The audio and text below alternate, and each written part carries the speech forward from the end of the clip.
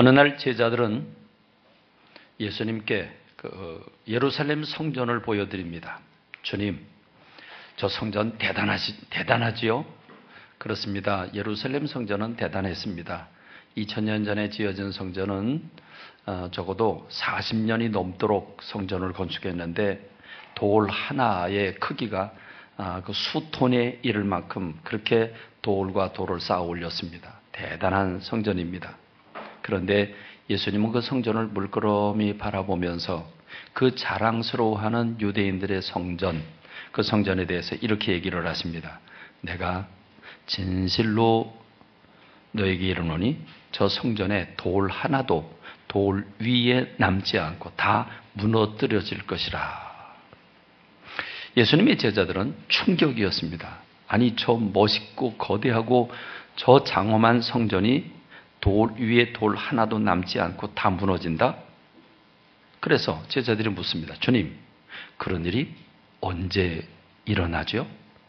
그리고 주님의 임하심과 세상 끝에는 어떤 징조들이 있을 겁니까? 라고 묻습니다. 여러분, 그런 일이 언제 일어났습니까? 성전이 무너지는 일은 AD 70년에 로마 군대가 쳐들어와서 그 성전을 다 파괴합니다. 그런데 지금 예루살렘 성전이라고 하는 그 유대인들이 지금도 눈물 흘리며 기도하고 있는 벽이 있는데 그게 서쪽 벽입니다. 그 서쪽 벽 하나만 남겨놓았습니다. 왜냐하면 우리가 이렇게 거대하고 어마어마한 성벽, 성전을 파괴시켰다라고 하는 증거를 다 없애버리면 아무도 모르니까 서쪽 벽 하나를 남겨놓은 것입니다. 우리가 그 서쪽 벽을 바라보면 대단하지 않을 수가 없습니다. 그렇습니다. AD 70년에 예수님의 말씀대로 무너졌습니다. 그렇다면 주님이 이 땅에 재림하실 때와 또 세상 끝에 주님이 심판하실 때에 주님이 오실 때의 세상의 징조는 어떻습니까? 라고 물었는데 저는 지난 시간 여러분과 함께 이 징조들에 대해서 함께 나누었습니다. 여러분 기억하십니까? 세상 끝에는 어떤 일이 있겠는가? 징조는 어떤가? 그래서 예수님은 마태복음 24장과 누가복음 17장 20절로부터 구체적으로 여러 가지 징조를 주셨습니다. 먼저는 거짓 그리스도, 적 그리스도가 출현할 것에 대해서 말씀하셨고 민족과 나라가 분쟁과 전쟁에 들어가게 될 것이고 무엇보다 천재지변이 일어나서 기근과 지진이 빈번할 것이라고 말씀해 주셨습니다. 믿는 자들이 핍박을 받을 것과 또 불법이 성행해질 것, 그리고 세상 모든 사람들이 공평하게 심판을 받아야 되기 때문에 천국 복음이 땅끝까지 전파될 것에 대해서 말씀을 주셨습니다. 무엇보다도 무화과나무라고 일컫던 이스라엘이라고 하는 나라가 회복될 것에 대해서 말씀하셨고 시대적인 징조로는 노아의 시대와 같고 또 롯이 살고 있던 시대에 시집가고 장가가고 먹고 마시고 사고 팔고 심고 거두는 그런 때가 오면 주님이 재림하실 때가 가까이 왔다. 지난주 저는 여러분과 함께 이 부분에 대해서 말씀을 나누었습니다. 오늘 저는 여러분과 함께 주님이 이 땅에 재림하실 때 어떤 징조가 있습니까? 는 지난주 나눴기 때문에 오늘은 좀 더 심각하게 주님이 이 땅에 오셔서 심판하실 때 세상에 어떤 일들이 일어날 것인가, 주님의 심판은 어떤 형태로 일어날 것인가에 대해서 여러분과 함께 말씀을 나누길 원합니다. 저는 여러분과 함께 오늘 요한계시록 한 권을 다 통째로 여러분과 함께 나누게 될 겁니다. 그래서 많은 성경 구절들을 여러분들에게 안내할 것인데 그걸 다 읽으면 시간이 부족합니다. 그래서 여러분들에게 화면을 보여주면서 핵심적인 것만 여러분들에게 나누겠습니다. 중간에 여러분이 딴 생각하면 말씀의 흐름을 놓쳐버리기 쉽습니다. 오늘 집중하면서 마지막 때 예수님이 재림하셔서 심판하실 때 또 예수님이 재림하실 때 어떤 심판이 이 땅 위에 일어나게 될 것인가에 대해서 나누기를 원합니다. 사도 요한은 요한계시록을 기록을 했습니다. 요한계시록을 왜 어떤 목적으로 어떻게 기록했는지에 대해서 1장에서 요한은 아주 소상하게 소개합니다. 요한계시록 1장 1절에 보면 예수 그리스도의 계시라 이는 하나님의 그에게 주사 반드시 속히 일어날 일들을 그 종들에게 보이시려고 그의 천사를 그 종 요한에게 보내어 알게 하신 것이라. 이 요한계시록 전체를 간추려서 얘기한 겁니다. 하나님은 반드시 속히 될 일어날 일들을 요한에게 보여주셨는데 천사를 통해서 보여주십니다. 왜 보여주셨습니까? 그 종들에게 보여주시려고. 그 종들은 우리들입니다. 우리들 모두에게 깨우쳐 주시려고 천사를 요한에게 보내서 그에게 알게 해주셨다고 말합니다. 이걸 전체를 가리켜서 계시라고 말합니다. 계시라고 하는 것은 게시판에 올려 붙여놓지 않으면 전혀 알지 못합니다. 무슨 일이 있는지 모르는데 게시판에 알림판에 알려주니까 이런 일이 있구나. 그래서 우리가 알게 됩니다. 마찬가지입니다. 하나님이 종말 때 어떻게 세상을 심판하실 것인지에 대해서 우리에게 알려주지 않으시면 우린 전혀 알 수가 없는데 하나님이 요한이라고 하는 제자에게 그 모든 모습을 미리 앞당겨 보여주시고 그를 통해서 우리에게 알려주심으로써 우리는 주님의 계획을 알게 됐습니다. 그래서 이 요한계시록을 우리는 계시록이라 이렇게 부릅니다. 사도 요한은 주님이 보여주신 것들을 그대로 전합니다. 그래서 주님이 보여주시는 것들을 전할 때 우리가 그걸 보고 읽고 그걸 듣고 우리가 그걸 실천에 옮긴다면 그게 복이 될 것입니다. 방송실에서는 제가 성경 구절을 다 읽는 게 아니기 때문에 재빨리 말씀에 집중하면서 성경 구절 탁탁 보여줘야 돼요. 딴 생각하지 말고. 지금 3절까지 갔어요. 자, 그래서 이 예언의 말씀을 우리가 읽는 자도 복이 있고 듣는 자도 복이 있고 지키는 자도 복이 있다고 말합니다. 여러분, 주님이 종말 때 될 심판의 모습을 미리 우리에게 보여주셨는데 그걸 읽으면, 그걸 들으면 어떤 반응이 나타나겠습니까? 우리가 말씀대로 살아야 되겠다. 주님의 심판이 있으니 두렵고 떨리는 마음으로 살아야 되겠다. 죄 짓지 말고 주님 사랑하자. 여러분 이렇게 될 거 아니겠습니까? 그러므로 복을 받게 되는 줄로 믿습니다. 요한은 그래서 주님이 보여주신 것들을 하나하나 전합니다. 요한이 전하는 이 메시지는 요한복음 이 계시록 1장 7절에 요한계시록 전체에 대한 압축이 나와 있습니다. 볼지어다 그가 구름을 타고 오시리라. 각 사람의 눈이 그를 보겠는데 그를 찌른 자들도 볼 것이고 땅에 있는 모든 족속이 그로 말미암아 애곡하리니 그러하리라. 여러분, 주님이 이 땅에 반드시 재림하신다고 하는 것과 세상 모든 사람이 보게 되는데 심지어 그를 찌른 자들까지도 보게 될 것이고 예외 없이 모든 사람이 주님을 보게 될 것이고 심판을 받게 되고 애곡하게 될 것이라고 말씀합니다. 그러므로 우리 믿는 사람들에게는 이 말씀이 우리에게 위로가 되고 소망이 되고 약속이 됩니다. 그러나 안 믿는 사람들에게는 엄중하고 확실한 경고가 되게 될 것입니다. 요한이라고 하는 제자는 어떻게 이 계시를 받게 되었습니까? 1장 9절의 말씀을 보면 나 요한은 너의 형제요 예수의 그 환난과 나라와 참음에 동참하는 자라. 하나님의 말씀과 예수를 증언하였으므로 말미암아 반모라고 하는 섬에 있었더니 사도 요한은 복음을 전하다가 붙잡혀서 핍박을 받습니다. 그래서 반모라고 하는 지중해 한 섬의 감옥에 갇히게 됩니다. 그 감옥에서 계시를 보게 된 것입니다. 주의 날에 내가 성령에 감동되어 내 뒤에서 나는 나팔소리 같은 큰 음성을 들으니 성령에 감동이 돼서 주님의 음성을 듣고 그리고 앞으로 미리 될 일을 앞당겨서 보았다고 하는 것입니다. 그래서 그가 보고 들은 것을 전한 것이 요한계시록입니다. 자, 음성이 들립니다. 음성이 들리니까 무슨 음성이 들렸습니까?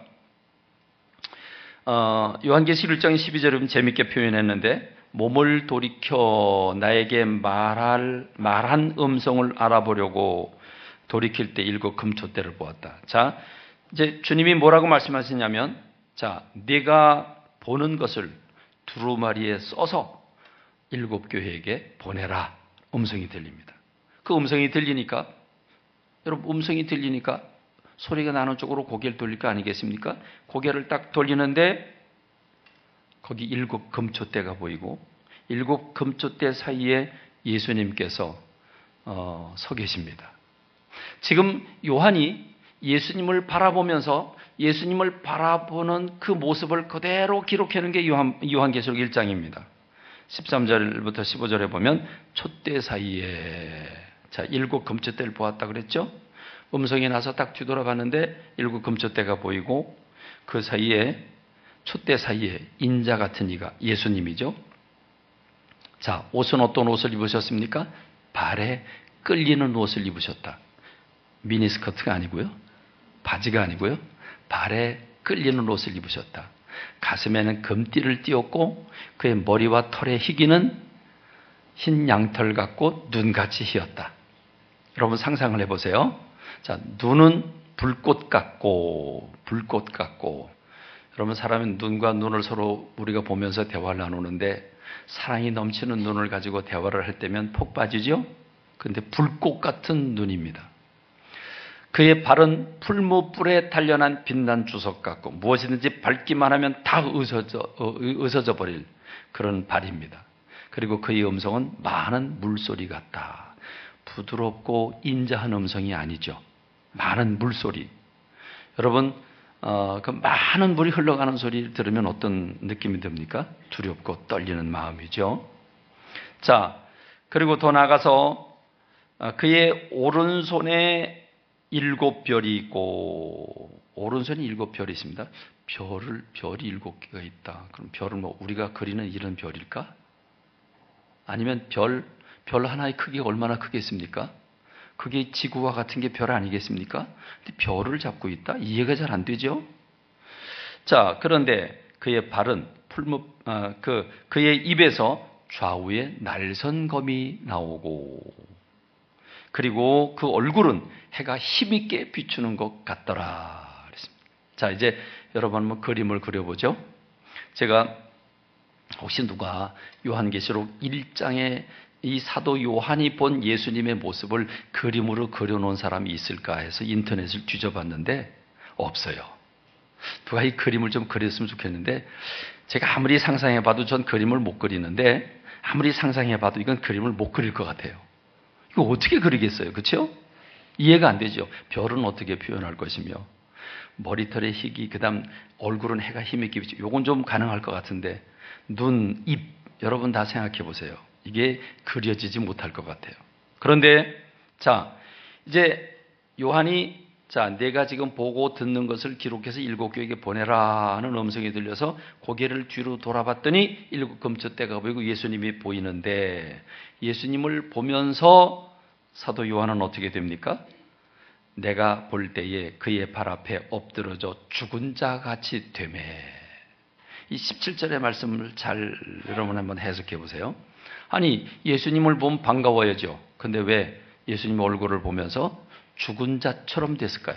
엎드러져 죽은 자처럼 기절할 만큼 그렇게 됐을까요? 여러분이 이것을 본, 예수님을 본, 천상세계에 있은 예수님을 본 사람은 요한입니다.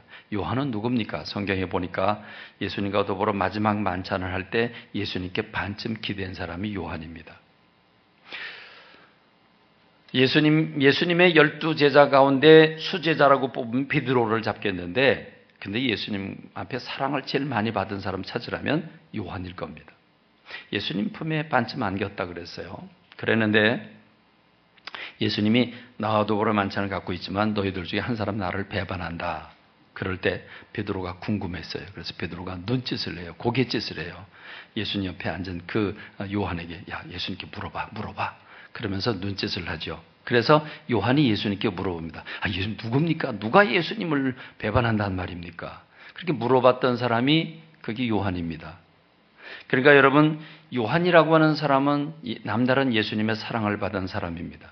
3년 동안 예수님과 함께 하면서 가장 젊은 나이로서 예수님과 아주 친밀감을 가졌던 사람이 요한인데, 예수님의 얼굴을 수십 번 본 게 아니죠. 수백 번, 수천 번 보고 매일 같이 삶을 지냈는데 천상세계에 올라가서 주님의 얼굴을, 주님의 모습을 딱 보는 순간 죽은 자처럼 됩니다. 왜 그럽니까? 이 땅에 계실 동안에는 사랑을 베푸시는 주님이셨는데 지금 주님의 모습은 심판자의 모습이십니다. 심판주의 모습이십니다. 심판하시는 주님의 모습, 얼마나 두렵고 떨립니까? 그래서 죽은 자처럼 되고 맙니다. 그러자 예수님은 그 오른손을 얹고 그에게 말씀을 하십니다. 두려워하지 마라. 나는 처음과 마지막이고 내가 죽었었으나 지금 살았다. 음부의 권세를 가졌고 지금 내가 본 것과 지금 있는 일과 앞으로 장차 될 일을 내가 너한테 보여줄 것인데 그걸 기록해라. 그리고 7 교회에게 전해라. 이렇게 말씀을 하십니다. 그래서 여러분, 요한계시록은 3가지로 구성이 되어 있습니다. 지금 예수님이 이렇게 말씀을 하셨죠. 내가 본 것과 지금 있는 일과 그리고 장차 될 일을 기록해라. 내가 본 것은 무엇입니까? 예수님의 모습을 봤죠? 그걸 기록해라. 그리고 이제 있는 일은 뭐냐면 7 교회에게 보내는데 그 7 교회는 지금 예수님 말씀하시는 그 시점, 요한이 살고 있는 그 시점에 아시아에 7개의 교회가 있었습니다. 실제로 있었습니다. 그 교회에게 편지를 보내라는 것입니다. 그들에게 일어날 일들에 대해서, 그러니까 이것은 이제 있는 일은 지금 요한의 입장에서 보면 현재입니다.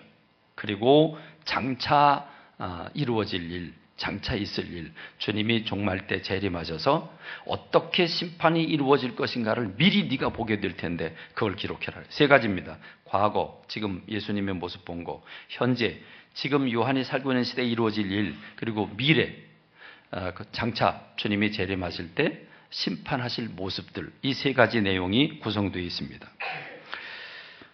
여러분, 요한이 지금 예수님의 모습을 보긴 봤는데, 자, 예수님이 하신 말씀이 너무 어려워요. 지금 네가 본 거, 앞으로 이루어질 거, 그리고 미래에 이루어질 거, 이걸 보고 기록을 해라. 그러니까 이게 도대체 뭔 말이지? 그리고 어안이 벙벙해 있는데 지금 무슨 말인지 모르니까 예수님은 지금 요한에게 설명을 해줍니다. 이 계시록 1장 20절에 보니까 내가 본 것은 내 오른손의 7별의 비밀과 또 7 금초대라. 너 지금 이거 봤지? 7 금초대 사이에 거늘면서 주님의 모습 봤는데 그 특징이 2가지입니다. 하나는 7 금초대 사이에 계신 주님, 또 하나는 오른손에 7뼈를 붙잡고 있는 것. 이게 비밀이라는 겁니다. 네가 이걸 봤다는 겁니다. 머리털부터 쭉 다 봤는데 그 중에 핵심적인 게 이 2가지고, 이 2가지가 뭐냐? 7별은 7 교회에 보낸 사자들이고 7 촛대는 7 교회를 가리키는 거다. 자, 이제 이해가 되겠습니까? 이해가 됩니까? 그래도 잘 안 되죠? 여러분, 주님이 7 교회라 그랬어요. 교회란 무엇입니까? 교회를 촛대라고 말한 겁니다. 주님이 지금 7 금촛대 사이 거놀고 계시는데 7 금촛대가 뭐냐? 7 교회를 가리켰다. 왜 교회를 촛대라고 말했을까요? 교회를 초라고 빛이라고 말하지 않았습니다. 촛대는 무슨 역할을 합니까? 초를 꽂는 역할을 합니다. 빛을 받아서 전해주는 역할을 하는 게 촛대입니다. 교회는 빛이 아닙니다. 교회는 주님의 빛을 받아서 세상에 전파해주는 역할을 하는 게 교회입니다. 그래서 교회는 촛대입니다.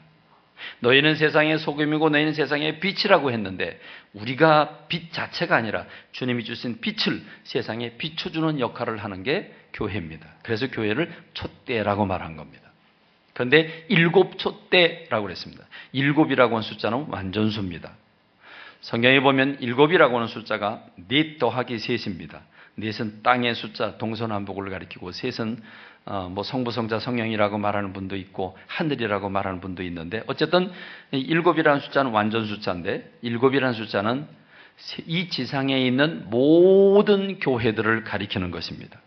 그러므로 일곱 금촛대 사이를 거닐고 계시다고 하는 말은 주님이 이 지상에 있는 모든 교회를 치리하시고 교회들의 주인이시고 교회들 가운데 계신 분이라고 하는 것을 말씀하고 있는 겁니다. 그런데 주님이 그 교회들을 어떻게 이끌어가고 돌보고 계신가 하면 그 오른손의 일곱 뼈를 붙잡고 계심으로써 일을 하고 계신다. 그럼 오른손의 일곱 별은 무엇인가? 일곱 별은 바로 그 일곱 교회에게 보낸 일곱 사자들이다, 이렇게 얘기를 합니다. 자, 우리는 장군들을 가리켜서 별이라고 얘기를 하죠. 그리고 유명한 인사가 세상을 떠나면 별이 떨어졌다, 별이 쓰러졌다, 이렇게 얘기를 합니다. 별은 사람을 가리키죠. 하나님이 각 교회마다 이 지상에 있는 교회들에게 보낸 하나님의 사자들, 종들을 가리키고 그 종들을 통해서 주님이 그 종들을 붙잡아 주심으로써 종들을 통해서 교회를 이끌어가고 치리하고 계신다고 하는 것을 보여주고 계시는 줄로 믿습니다. 자, 그렇다고 한다면 오늘 우리는 이 영적 비밀에 대해서 반응할 수 있어야 합니다. 자, 그러면 지상에 있는 모든 교회들이 사람 눈에 보기에는 그냥 엉성하게 운영되는 것 같지만 아니다. 주님이 교회들의 주인이시고 교회들을 치리하고 계시는데 그 교회에게 사람을 파송해서 그 사람들을 통해서 그 사람을 붙잡아 주심으로써 일하고 있다. 오른손은 힘 있는 손이죠. 자, 그렇다고 하면 우리가 교회에 주님이 파송한 세우신 그 사자들을 어떤 눈으로 봐야 할 것인가가 대단히 중요합니다. 요즘은 목회자의 권위가 점점 땅바닥에 떨어지고 있고 전혀 존중받지 못하는 시대이기 때문에 목회하기가 상당히 어렵습니다. 그런데 여러분, 우리에게 진정 예수님을 교회의 주인으로 인정하고 있고 교회의 주인이신 주님이 지상에 있는 교회들에게 당신의 종들을 보내서 그들을 통해서 하나님의 일을 하고 계신다면 하나님의 종들을 하나님이 보낸 사자들로 인정하고 그걸 인정하는 태도가 있어야 되는 줄로 믿습니다. 여러분, 대단히 중요한 일입니다. 그러나 하나님의 종들이 다 인간입니다. 인간들이기 때문에 냄새도 나고 또 부끄러운 일도 있습니다. 그러므로 저는 여러분들에게 이렇게 얘기하고 싶습니다. 주님이 당신의 종들, 인간을 통해서 각 교회들을 이끌어가고 계신다고 한다면 그 세우신 종들이 바른 정신을 가지고 똑바로 일을 해야 됩니다. 근데 이 종들이 타락하면 교회 전체가 문제가 됩니다. 그렇기 때문에 사자는 보내신 분의 뜻을 잘 분별하고 어그러뜨리지 않아야 합니다. 종은 보내신 분을 사시는 보내신 분을 앞질러 가면 안 됩니다. 월권행위를 하면 안 되죠. 또 보내신 분을 위해서 존재하는 게 종이고 사자입니다. 그렇기 때문에 사도 바울도 이 일을 위해서 자기를 위해 기도해달라고 부탁을 했습니다. 사도 바울은 에베소 6장 10절로 19절의 말씀에서 우리는 영적 전투를 하는 사람들인데 너희들은 이 영적 전투에 승리하기 위해서 모든 기도와 간구를 하되 항상 성령 안에서 기도하고 이를 위하여 깨어 구하기를 항상 힘쓰는데 특별히 여러 성도들을 위해서 기도해라. 중보기도 하라는 거죠. 중보기도 해라. 그리고 나아가서 19절에 보니까 또 나를 위해서 구할 것은, 여러분, 사도 바울이 어떤 사람입니까? 베드로와 더불어서 손수건만 얹어도, 그가 사용하는 손수건만 가져가서 병자들에게 얹어도 병이 낫는 그런 권능이 충만한 분들이었습니다. 그런데 그가 지금 부탁하는 거죠. 나를 위해서 기도해달라. 무슨 기도를 드리느냐? 내게 주님이 말씀을 주셔서 그 말씀을 입을 열어서 복음의 비밀을 담대히 알리게 하옵소서. 사도 바울도 약해질 수 있다는 거죠. 두려워질 수 있다는 거죠. 그래서 담대히 복음을 전할 수 있도록 주님이 말씀을 주시고 그 주신 말씀을 담대히 전할 수 있도록 나를 위해서 중보기도해 달라고 했습니다. 여러분, 구약성경 가운데 가장 유명하고 그 능력이 충만한 선지자가 있다고 한다면 엘리야일 겁니다. 그렇죠? 엘리야 선지자를 대표합니다. 여러분, 그 엘리야가 3년 반 동안 비가 오지 않을 때 그가 기도하고 비가 왔습니다. 송아지를 얹어놓고 물을 끼얹고 하나님 앞에 기도할 때 하늘로부터 불이 내려와서 송아지를 태우는 놀라운 기적의 역사가 일어납니다. 그런 엘리야입니다. 그런 엘리야에게 아합 왕 그 부인 이세벨이 내가 오늘 너를 죽이지 못하면 신들이 나에게 벌 위에 벌을 내릴 거라 이렇게 선언을 합니다. 그러자 그 말을 들은 엘리야는 마음이 약해집니다. 도망을 갑니다. 광야로 도망을 가서 로뎀나무 그늘에 앉아서 나 죽었습니다. 차라리 나 죽여주십시오. 이렇게 기도하는 게 엘리야입니다. 그러니까 지금 엘리야가요 약해져서 로뎀나무 그늘에 앉아서 우울증에 빠진 겁니다. 이해가 되십니까? 그 능력 많은 엘리야도 우울증에 빠질 수 있습니다. 그렇습니다. 목회자도 사람입니다. 목회자도 우울증에 빠질 수 있습니다. 그러므로 목회자가 바로 되고 힘있게 하기 위해서 목회자를 위해서 중보 기도해 주시는 여러분들이 되시기를 바랍니다. 목회자는 사단의 타켓입니다. 목회자를 넘어뜨리면 교회가 넘어지기 때문에 사단의 타켓일 수밖에 없습니다. 그러므로 목회자를 위해서 기도하고 특별히 목회자를 위해서 일꾼들을 세우셨습니다. 목회자를 도우라고 장로님들, 권사님들, 집사님들을 세우셨습니다. 일꾼들이 이 일을 해야, 그래서 당신의 종과 더불어 일꾼들이 같이 일을 해야 교회가 건강해집니다. 그러므로 여러분 그 직분들을 소중히 여기는 여러분들이 되시길 간절히 소원합니다. 할렐루야. 이제 말씀을 깊이 들어가기를 원합니다. 저는 오늘 여러분들과 함께 이 세 가지 요한계시록의 내용 중에 장차될 일에 대해서 초점을 모으기를 원합니다. 자, 첫째는 사도 요한이 지금 본 것, 예수님의 모습. 두 번째는 사도 요한이 살고 있는 시대에 이루어질 일.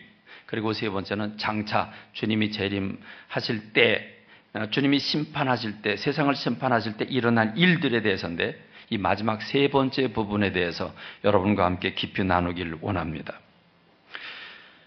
이 4장부터 22장의 부분인데 이 부분은 세 가지 구조로 되어 있습니다.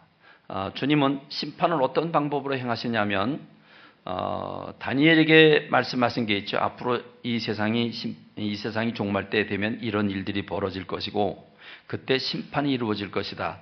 그러면서 하나님은 다니엘에게 내가 지금 본 것을 봉함해라. 봉함하고 인을 쳐놔라. 도장을 찍어놔라. 누가 열지 못하게 해라. 마지막 때가 되면 그 인을 열어서 공개할 때가 온다. 이렇게 말씀했습니다. 여기 여러분 인을 뗀다고 하는 얘기는 비밀로 붙여놓은 것을 그거를 도장 찍어서 숨겨놓은 것을 그걸 열어서 오픈한다는 걸 의미합니다. 다시 말하면 심판의 내용이 담긴 그 내용입니다. 그 내용을 인을 떼는 겁니다. 인을 하나씩 떼는데 7번 뗍니다. 그래서 7인이라고 말합니다. 이걸 하나 뗄 때마다 심판이 이루어집니다. 어마어마한 심판이 이루어지게 되고요. 마지막 7번째 인을 뗄 때 나팔로 연결이 됩니다. 그래서 나팔을 붑니다. 나팔 한 번 불 때마다 어마어마한 심판이 이루어지게 되는데 그렇게 7번을 봅니다. 그리고 7번째 나팔을 불 때 7대접으로 연결이 됩니다. 대접에 담긴 걸 쏟습니다. 쏟을 때 그야말로 기상천외한 이 지상의 마지막 이 세상이 무너지는 심판이 이루어지게 됩니다. 대접 하나 쏟을 때마다 심판이 이루어집니다. 그래서 요한계시록에는 이 세 가지 심판으로 되어 있습니다. 7인을 떼고 7나팔을 불고 7대접을 쏟는 내용이 심판의 내용입니다. 이게 요한계시록 4장부터 22장입니다. 그런데 이 부분에 이 7인, 7나팔, 7대접을 쏟는데 패턴이 있습니다. 먼저 4인을 뗍니다. 앞에서 4가지를 먼저 심판을 행하고 잠시 쉬었다가 3가지를 실천합니다. 이 4가지는 이 지상에서 이루어지는 이 지상의 심판입니다. 그리고 3가지는 천상세계나 하늘에 관한 것들입니다. 자, 이 패턴으로 이루어집니다. 저는 먼저 여러분과 함께 7인을 먼저 떼는 것을 여러분에게 소개를 하겠는데 다 읽지 못합니다. 시간이 부족하기 때문에. 자, 7인을 첫 번째 심판이 어떻게 이루어지는가? 7인 첫 번째 인을 뗍니다. 요한계시록 6장 1절로 2절에 보면 내가 보면 어린 양이 7인을 떼십니다. 어린 양은 예수님이죠. 예수님이 이 일곱 인 중에 하나를 떼시는데, 첫 번째 인을 떼시는데, 그때 내가 들으니 네 생물 중에 하나가 우레소리 같이 말하되 오라. 생물이 누군지는 모르겠는데 오라 그러니까 내가 보니 흰 말이 있는데, 자, 오라고 하니까 첫 번째 인을 뗐고 오라고 소리를 치니까 흰 말을 타고 누가 나타나는데, 그 탄자가 활을 가졌고 면류관을 받고 나아가서 이기고 또 이기려고 하더라. 자, 심판의 모습이 이제 시작이 되는 모습을 지금 보여주고 있습니다. 자, 이제 두 번째부터 본격적으로 이루어지는데, 둘째 인을 뗍니다. 둘째 인을 뗄 때 무슨 말이 나옵니까? 이번에는 무슨 말이 나옵니까? 제가 다 읽지 못합니다. 여러분이 빨리 눈으로 읽어야 합니다. 무슨 말이 나와요? 붉은 말이 나와요. 첫 번째는 무슨 말이었어요? 흰 말이었어요. 그래서 여러분, 이만희를 비롯한 모든 이단의 교주들이 다 말을 샀고요, 흰 말을 샀어요. 다 흰 말을 타고 있어요. 이 재미있는 현상이죠. 여러분, 이 말은 그런 말을 의미하는 게 아니죠. 자, 이번엔 붉은 말입니다. 이제 붉은 건 무엇을 의미하죠? 그 탄자가 허락을 받아 땅에서 화평을 제하여 버리고 서로 죽이게 큰 칼을 받았다. 여러분, 부부지간에 화평을 잃어버리면, 부모와 지간에 화평을 잃어버리면, 나라와 나라지간에 화평을 잃어버리면 무슨 일이 생기죠? 서로 죽이는 일이 생기게 되죠. 싸우고 죽이고. 그렇죠. 자, 세 번째 인을 뗍니다. 세 번째 인은, 자, 무슨 말이 나타납니까? 이제 무슨 말이 나타납니까? 검은 말이 나타납니다. 검은 말이 나타나는데 그 탄자가 손에 저울을 가졌더라. 자, 한 데나리온의 밀 한 대요. 한 데나리온의 보리 석대로다. 감람류와 포도주는 해치지 말라. 그러니까 여러분, 무슨 재앙이 오고 있어요? 농산물에 우리 먹거리에 재앙이 온다는 것을 말씀하고 있죠. 자, 그럼 넷째 인은, 자, 무슨 말입니까? 넷째 인은 청황색 말입니다. 청황색 말. 자, 청황색 말은 뭘까? 그 탄재의 이름은 사망이니 음부가 그 뒤를 따르더라. 땅 4분의 1의 권세를 얻어서 검과 흉년과 사망과 땅의 짐승들로서 죽이더라. 그랬습니다. 여러분, 땅의 4분의 1을 죽일 수 있는 권세를 받았다 그랬어요. 땅의 4분의 1. 여러분, 300명이 아니고요. 우리 300명 갖고 지금 몇 년을 지금 헤매고 있습니까? 땅의 4분의 1이 심판을 받는다고 했습니다. 여러분, 기절 초풍을 노르시죠? 자, 그렇다면 다섯째 인은 무엇입니까? 여러분에게 패턴을 말씀드렸죠? 네 가지는 먼저 뭐라고요? 이 땅에서 이루어지는 심판이라고요. 그 다음 세 가지는 하늘에서, 천상세계에서 이루어지는 거라고요. 다섯 번째는 무엇입니까? 순교를 당한 영혼들이 하나님 앞에 외치고 있습니다. 부르짖고 있습니다. 뭐라고 부르짖고 있습니까? 하나님의 말씀과 그들이 가진 증거로 말미암아 죽임을 당한 영혼들이, 순교당한 사람들이죠. 제단 아래에 있어 큰 소리로 불러 이르되 거룩하고 참되신 대주제여, 땅에 거하는 자들을 심판하여 우리 피를 갚아주시기를 언제까지 기다려야 됩니까? 라고 주님 앞에 외치고 있습니다. 그랬더니 주님 뭐라고 말씀하십니까? 각각 그들에게 흰 두루마기를 주시면서 이르시되 아직 잠시 동안 쉬되 그들의 동무 종들과 형제들도 자기처럼 죽임을 당하여 그 수가 차기까지 하라. 아직 순교, 핍박이 더 남았다는 거죠. 핍박을 좀 더 받아야 된다는 겁니다. 그래서 말세에 예수님 믿는 사람들이 핍박을 당하고 순교를 당하게 된다는 겁니다. 자, 다음 이제 여섯째 인을 뗍니다. 계시록 6장 12절로 14절에 보니까, 자, 여섯째 인을 떼는데, 인을 떼는데 어떤 현상이 생깁니까? 큰 지진이 일어납니다. 인을 떼는데 큰 지진이 일어나요. 막 떨리는 역사가 일어나죠. 해가 검은 털로 짠 상복같이 검어지고, 달이 핏빛같이 붉어지고, 그리고 별들이 하늘에서 떨어지는데 하늘이 두루마리가 말리는 것처럼 떠나가고 각 산과 섬이 제자리에서 옮겨지더라. 여러분, 해가 빛을 잃으면 어떻게 돼? 해가 꺼멓게 되면, 해가 꺼멓게 되고 달이 핏빛같이 붉어지고 별들이 떨어지는 일들이 생긴다. 그러니 여러분, 섬이나 뭐 산이 제자리에 있겠습니까? 제자리에 있을 수가 없죠. 천재지변 정도가 아니라 하늘과 땅이 심판을 받는데 무지무지한 역사가 일어나고 있는 것을 보여주고 있는 겁니다. 자, 여러분, 7인을 떼는데 6가지 했어요. 그리고 7째 인을 뗄 때 7 나팔로 연결이 됩니다. 그래서 7째 인은 나팔, 7째 인을 뗄 때 나팔로 연결이 됩니다. 자, 그런데요, 7째 인을 7인을 떼고 난 다음에 어떤 일이 생기게 되냐면 잠시 변화가 일어납니다. 요한계시록 7장에 보면 7인을 뗀 뒤에 7 나팔을 불기 전에 믿는 사람들에 대한 배려가 일어납니다. 요한계시록 7장 1절에 보니까 이 일 후에 내가 네 천사가 땅 네 모퉁이에 선 것을 보니 땅의 사방에 바람을 붙잡아 바람으로 하여금 땅에나 바다에나 각종 나무에 불지 못하게 하더라. 땅의 동서남북 네 바람을 딱 붙잡고 서서 바람을 못 불게 했다. 또 봄에 다른 천사가 살아계신 하나님의 인, 하나님의 도장을 가지고 나타났어요. 그래서 해 돋는 데서부터 올라와서 땅과 바다를 해롭게 할 권세를 받은 네 천사를 향해서 지금 땅을 심판할 천사들에게 뭐라고 큰 소리로 말하냐면 우리 하나님의 종들의 이마에 인치기까지 땅이나 바다나 나무들을 해하지 말아라. 그러니까 7인을 뗄 때 이미 심판을 많이 받았죠? 근데 이건 약과입니다. 앞으로 7 나팔을 불 때는 땅 3분의 1, 하늘의 3분의 1, 그러니까 어마어마한 심판들이 이루어지게 되는데 이 7 나팔을 불 때, 그럼 7 대접을 쏟을 때 어떻겠습니까? 7 대접을 쏟을 때는 말로 표현할 수 없는 일들이 일어나겠죠? 자, 지금 7인만 뗐어요.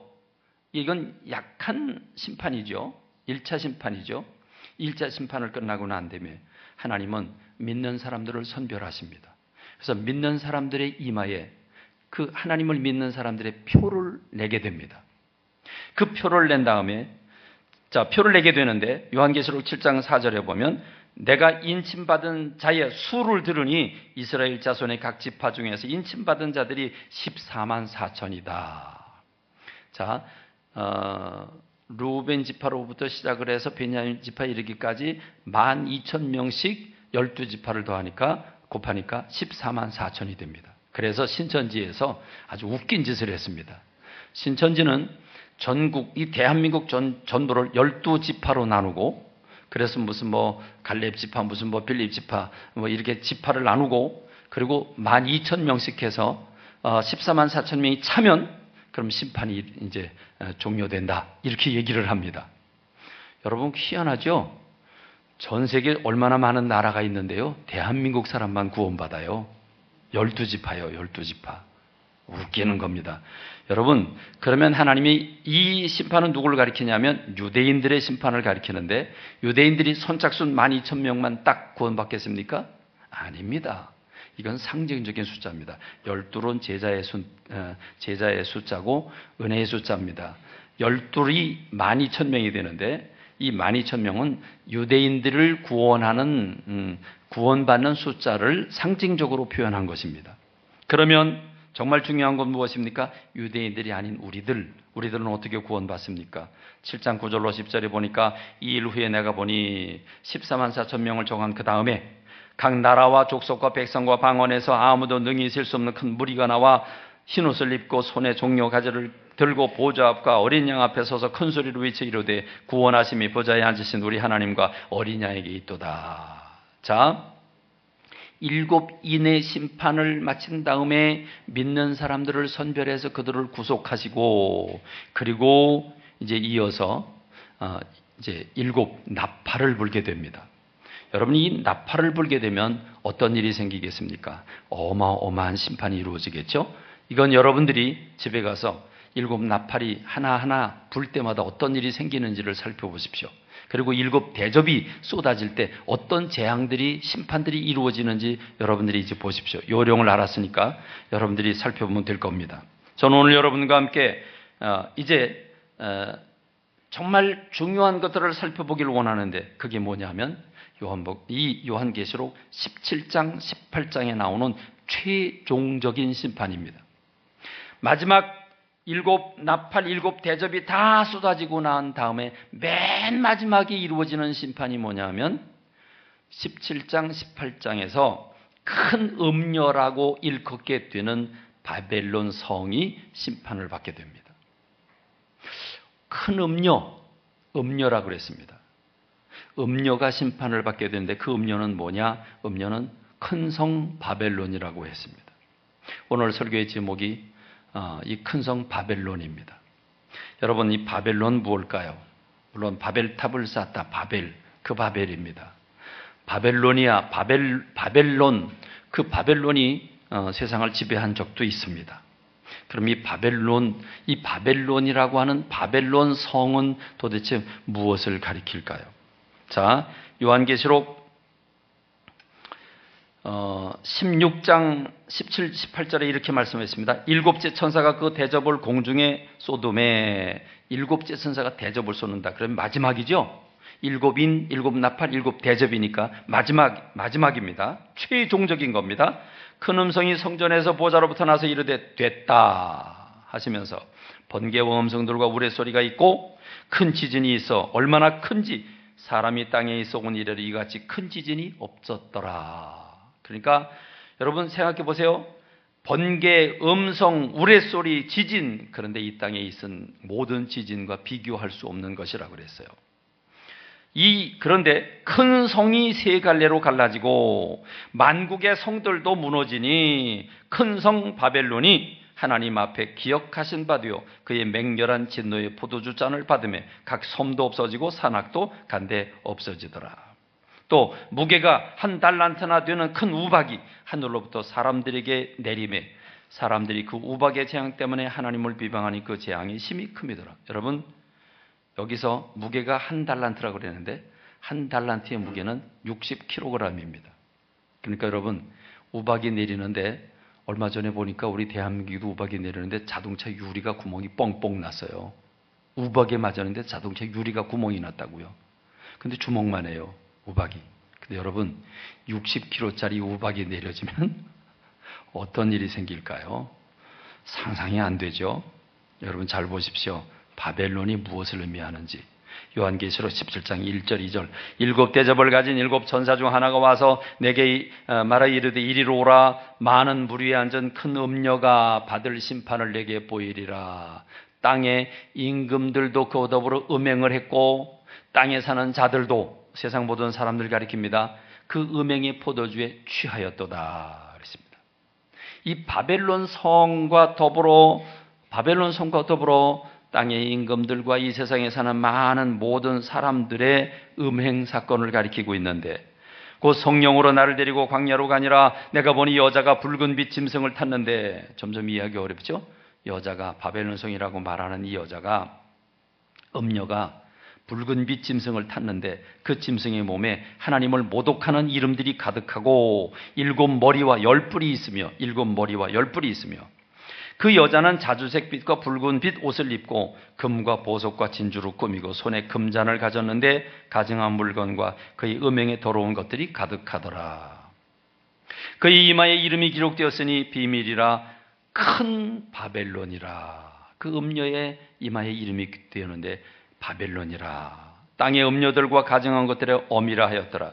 또 내가 보면 이 여자가 성도들의 피와 예수의 증인들의 피에 취한지라. 내가 그 여자를 보고 놀랍게 여기고 크게 놀랍게 여겼다. 자, 물 위에 앉은 큰 음녀가 바벨론이다. 그럼 물은 뭘 가리킬까? 그 음녀는 뭘 가리키고 바벨론이란 도대체 무엇일까? 이거 다 하려면 몇 시간 해도 부족한데 오늘 여러분들에게 핵심적인 메시지만 전하겠습니다.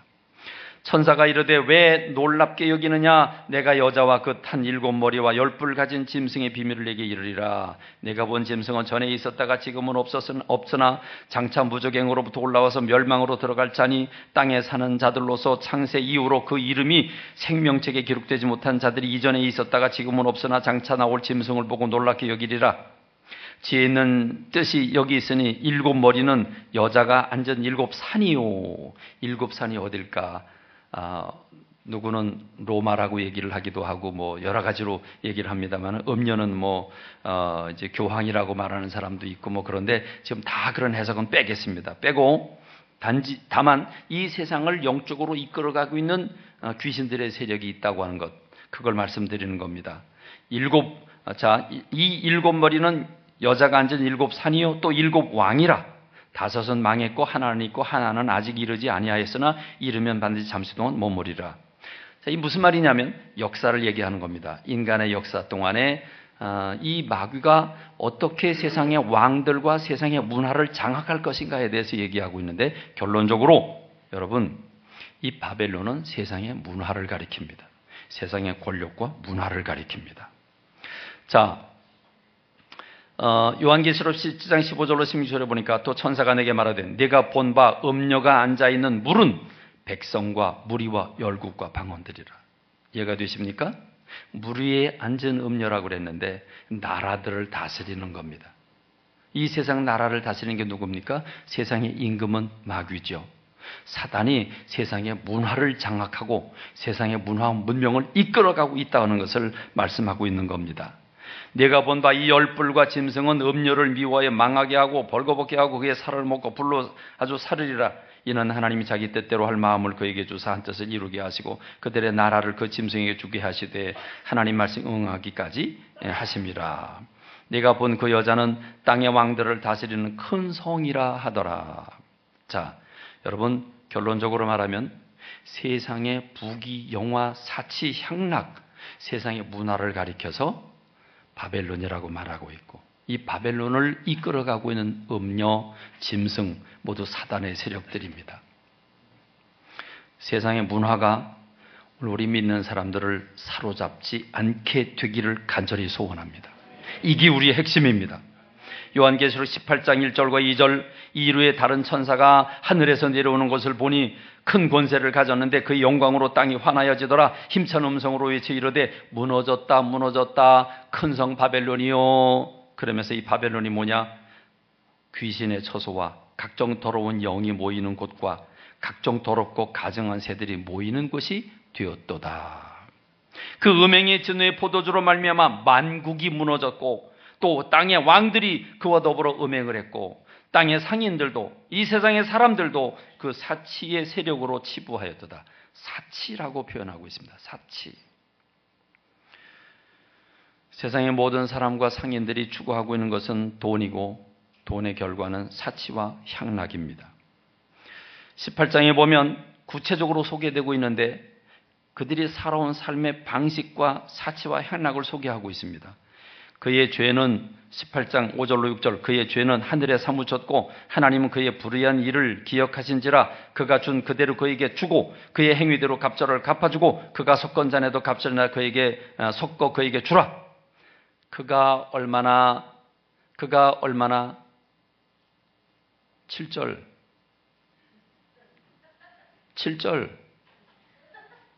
방송실 뭐해요? 7절 제일 중요할 때 지금 헤매고 있는 방송실이 7절 말씀, 그가 얼마나 자기를 영화롭게 하였으며 사치하였던지 그만큼 고통과 애통함으로 갚아주라. 그가 얼마나 자기를 영화롭게 했는가, 그가 얼마나 자기를 사치하게 했는가. 여러분, 우리가 이 세상에서 살아가는 존재로서 우리에게 가장 소중한 게 뭐죠? 자존감이죠. 그렇죠? 자존감. 그리고 한 걸음 더 나가서 무엇입니까? 사람들에게 인정받는 거죠. 그래서 높은 지위와 권력을 가지기를 원하는 것이고, 그래서 부자가 되기를 원하는 거죠. 그렇습니까? 안 그렇습니까? 솔직히 그렇죠? 여러분은 다른 사람에게 불명예가 되고 짓밟히게 되고 보잘것없는 사람으로 여겨지길 바랍니까? 존중을 받고 인정을 받고 여러분들이 사람들에게 뭔가 대단한 사람이라고 칭함받기를 원하십니까? 거부할 수 없죠? 그렇죠? 그러므로 하루 동안에 그 재앙들이 이르리니 곧 사망과 애통함과 흉년이라. 또한 그가 또한 불에 살라지리니 그를 심판하시는 주 하나님은 강하신 자이심이라. 그와 함께 음행하고 사치하던 땅의 왕들이 그가 불타는 연기를 보고 위하여 울고 가슴을 치고. 여러분, 계시록 18장 11절은 또 구체적으로 얘기하고 있는데 그 사치와 향락의 수준이 어느 정도인가. 땅의 상인들이 그를 위하여 울고 애통하는 것은 다시 그들의 상품을 사는 자가 없음이라. 여러분이 이거 가지고 있는지 잘 보세요. 그의 상품은 금과 은과 보석과 진주와, 여러분이 좋아하는 것들만 기록됐어요. 그렇죠? 금과 은과 보석과 진주와 세마포와 각종 옷감과 비단과 붉은 옷감이요 각종 향목과 각종 상아 그릇이요 값진 나무와 구리와 철과 대리석으로 만든 각종 그릇이요 계피와 향료와 향과 향료와 유향과 포도주와 감람류와 고운 밀가루와 밀이요 소와 양과 말과 수레와 종들과 사람들의 영혼들이라. 여러분, 여기 열거된 게 뭐지요? 이걸 한마디로 말하면 삶의 질을 높이는 겁니다. 맞죠? 여러분, 옛날에는 그냥 싸구려 밥상 갖다 놨어요. 요즘은 어떤 거 갖다 놔요? 향나무 식탁 갖다 놔요. 아니, 향나무도 아니고 요새 몇백만 원짜리 그 식탁 갖다 놓죠? 그 얘기하고 있는 거예요. 그렇죠? 가구 하나하나, 소파 하나하나, 여러분 액세서리 하나하나 바뀌는 걸 얘기하고 있는 거예요. 삶의 질, 문화, 문명을 찾다가 망하게 되는 게 세상입니다. 여러분, 놀랍게도 이들이 사고 파는 것에는 사람들의 영혼들도 있습니다. 오늘 우리는 청년이나 노년이나 할 것 없이 부자 되는 것과 누리는 것에 대한 관심이 지대합니다. 아니, 이게 삶의 목적이고 돈 버는 목적입니다. 돈 벌어서 뭐예요? 먹거리, 즐길 거리, 여행, 자동차. 우린 필요하기 때문에 사야 돼요. 그리고 실용적인 걸 선택해야 돼요. 그렇죠? 자동차 필요해요. 자동차 타지 말라는 거 아니에요. 먹어야 돼요. 그런데 즐기는 게 목적이 된다는 게 우리의 문제입니다. 그래서 여러분, 즐기고요, 삶의 질을 높이기 위해서 안간힘을 씁니다. 돈을 벌면 좋은 커피, 좋은 질 좋은 물건, 그리고 이거 가지고 있으면 뿌듯하죠? 솔직히 뿌듯해요? 아니에요? 뿌듯하잖아요. 그렇죠? 그리고 자기 만족이 있잖아요. 좋은 자동차를 타고 있으면 그렇습니다. 보십시오. 바벨론 그 세상의 부귀와 권력들이 어떻게 되는가. 바벨론아, 네 영혼이 탐하던 과일이 내게서 떠났으며 마시는 것들과 빛난 것들이 다 없어졌으니 사람들이 결코 이것들을 다시 보지 못하리라. 바벨론으로 말미암아 치부한 이 상품의 상인들이 그의 고통을 무서워하여 멀리 서서 울고 애통하며 이르되 화이또다 큰 성이요 세마포 옷과 자주 옷과 붉은 옷을 입고 금과 보석과 진주로 꾸민 것인데 그러한 부가 한 시간에 망하였도다.